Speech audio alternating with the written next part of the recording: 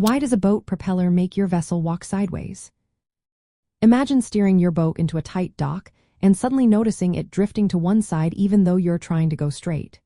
That sideways movement is what we call prop walk, and understanding why it happens can make boat handling much easier. When a boat's propeller spins, it doesn't just push water straight back. Instead, it creates a sideways force that makes the boat's stern move to one side or the other. This effect is most noticeable at low speeds and when reversing. The reason comes down to how the propeller blades are shaped and how they interact with the water.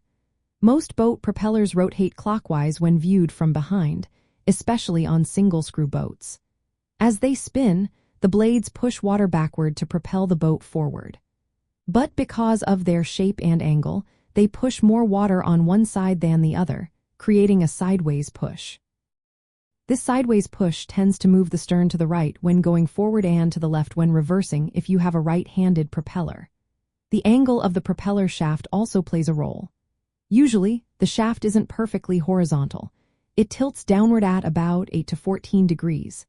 This tilt makes the blades act a bit like paddles, pushing water sideways as well as backward. The interaction between the propeller and the hull adds to this effect. Since the propeller is close to the hull, the water flow isn't even on both sides. More water flows below the propeller than above, which increases the sideways force on the stern. When reversing, the propeller pushes water forward, but the sideways force causes the stern to move opposite to the rotation direction.